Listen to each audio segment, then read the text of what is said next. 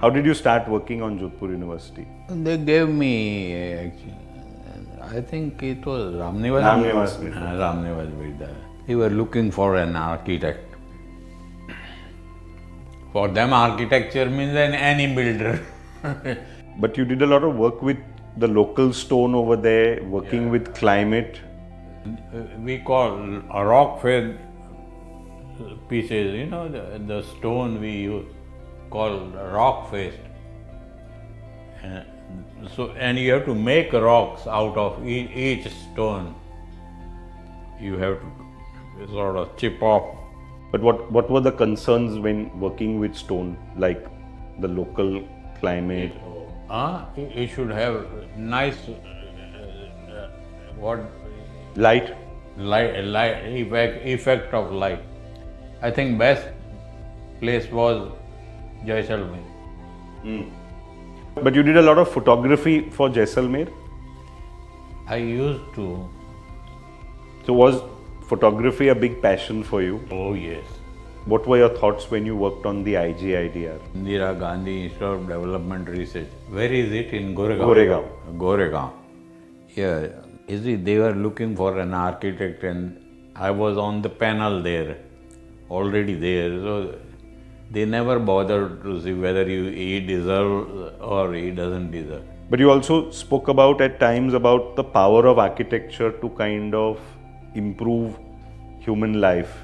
Yeah, because you see, when you start talking about architecture, you just don't talk about building. So then what were the influences or the concerns? Concerns are always human being. Okay, whatever you do, it should be done for the human being to improve the life or give them a better way of living.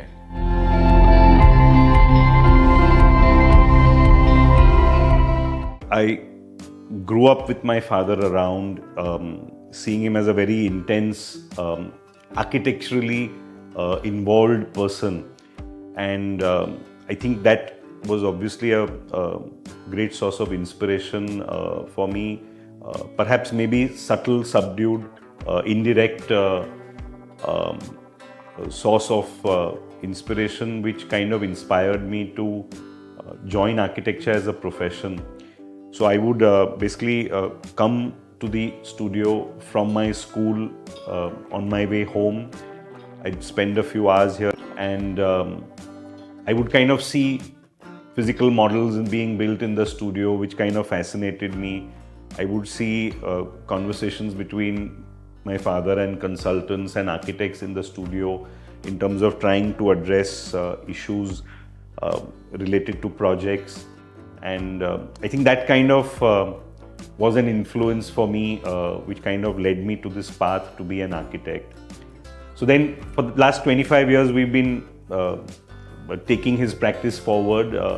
We have been fortunate to be able to work with the same set of principles, same set of architectural concerns.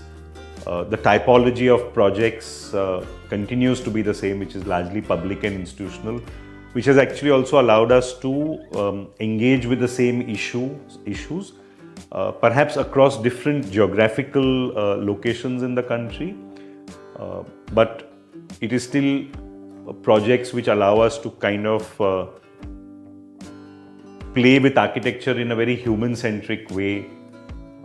That's how we've continued to work, and the practice has evolved to what it is today.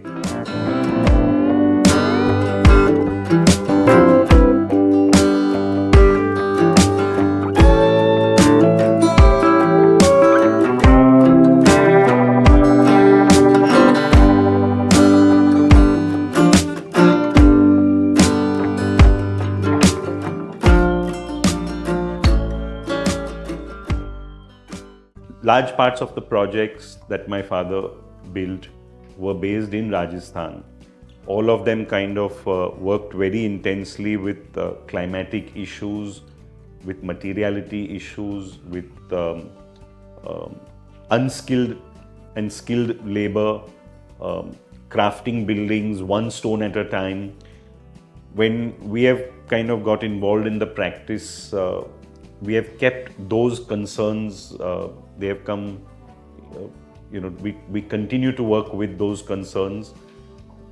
Of course, the materials have changed today. You can't work that much with stone as you did in the past. Different locations have availability issues of stone and skilled labor to kind of work with those materials. So we've adapted material, we've adapted, the scale of projects today is very different from what he worked on and what we are working on today.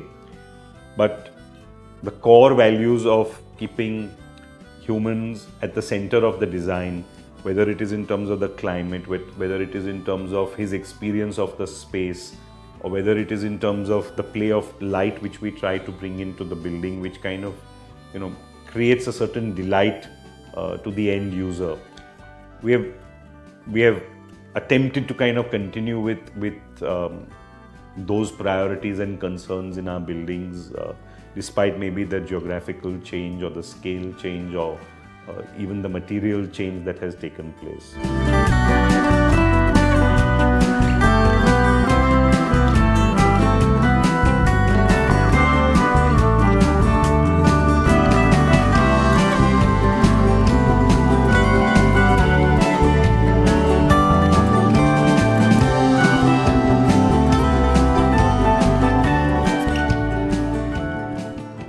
It's very important that architects have a dream for their project in terms of what does the project aspire to be? What is the symbolism that you want in your project, or what are the aspirations of the project? And I think there are the clients and the statutory norms, in a sense, will kind of tie you down to make sure that you are able to make your building adequately functional as well.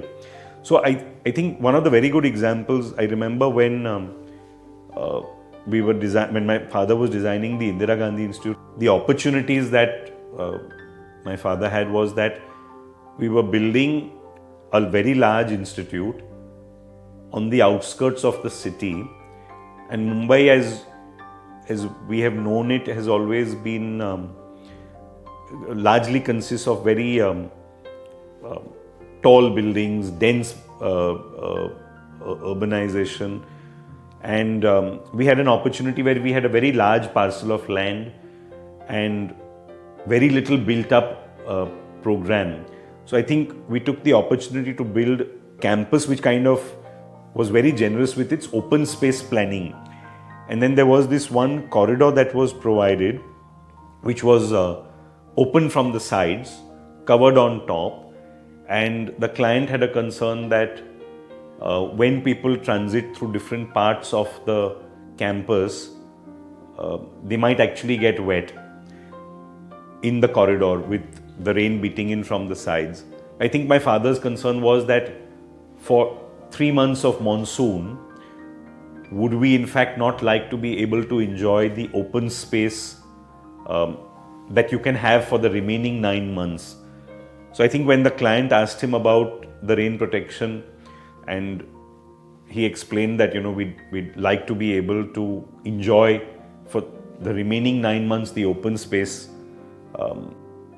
I think the client eventually kind of said that ठीक है, आदमी भीग भी जाएगा तो पिघल थोड़ी जाएगा. And that was the end of that concern. And I think people really do like and enjoy the open space that is provided in the campus today.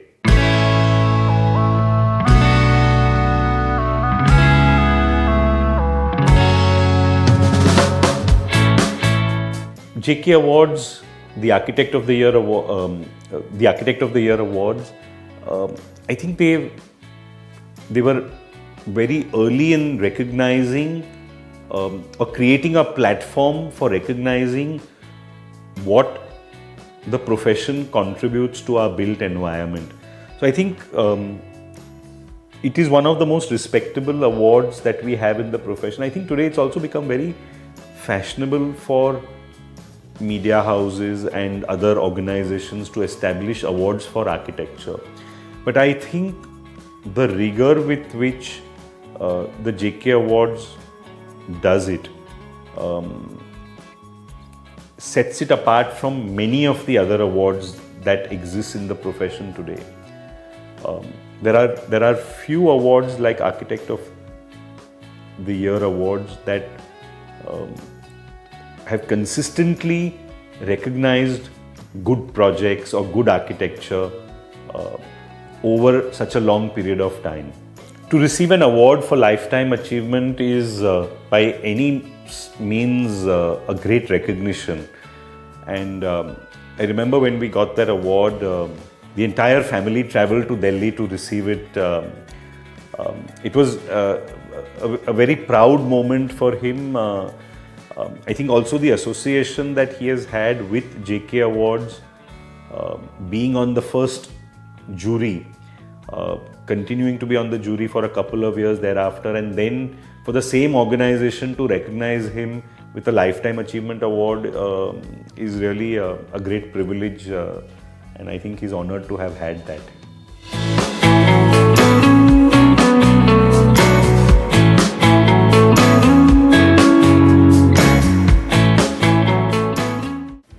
So I think many years ago he had compiled some of his projects into almost like a mini monograph, and one of the paragraphs that he's written to kind of describe what kind of concerns him, I think we find it's absolutely relevant even today, and kind of almost continues to inspire us in terms of how we might like to approach the work that we do. In the operational realities, if an attempt is made to highlight the ideological postures leading to the directions of value as accepted in all design decisions, resulting into tangible architectural ambient, the efforts are also directed towards creating preference in the public mind for consumption of good design in their day-to-day living. Relationship between human being and the built being established, what develops and grows around becomes a measure for man and his society. I think this really describes the core thought process that has been central to all of the work that my father has produced over these years.